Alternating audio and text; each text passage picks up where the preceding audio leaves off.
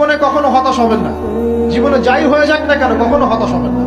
মনে রাখবেন আল্লাহ আপনার রব, আল্লাহ আপনার সাথে আছেন ইনশাআল্লাহ। এই সমাজ আপনাকে যেভাবে শেখায়, কিভাবে শেখায়, এই যে স্কুল, কলেজ, ইউনিভার্সিটি, চাকরি, বিয়ে, সন্তান প্রতিপালন, আর তারপর ইন্না লিল্লাহি ওয়া ইন্না ইলাইহি রাজিউন, এই তো শেখায় নাকি? সবসময় মনে রাখবেন যে আল্লাহ রাব্বুল আলামিনের পরিকল্পনাই আপনার উপরে সবচেয়ে বেশি অগ্রাধিকার যোগ্য, সমাজের পরিকল্পনা নয়। পরিবার আপনাকে চাপ দিচ্ছে, চাকরি পাস না, পড়াশোনা করিস না, পড়াশোনায় কেন তুই 80 নম্বর পাইলি না, কেন চান্স পেলি না, কবে চাকরি পাবি, কবে আমাদেরকে দেখবি, খাওয়াবি, পড়াবি, এই যে চাপগুলো চারপাশ থেকে আসে কিনা? এতে করে অনেক যুবক দেখা যায় মাদকাসক্ত হয়, অনেকে দেখা যায় আত্মহত্যা করছে, ইদানিং করছে কিনা ভাই?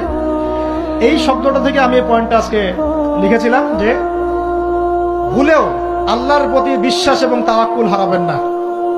সমাজ যেভাবে শেখায়, সমাজ চারপাশে যে চাপ আপনাকে দিচ্ছে, এই চাপে নিজে গা ভাসিয়ে দিবেন না। আপনি আল্লাহর কাছে দোয়া করবেন, আল্লাহর কাছে পথ চেয়ে নিবেন এবং আল্লাহর প্রতি তাওয়াক্কুল, ভরসা করবেন, কখনো আত্মহত্যার পথ বেছে নিবেন।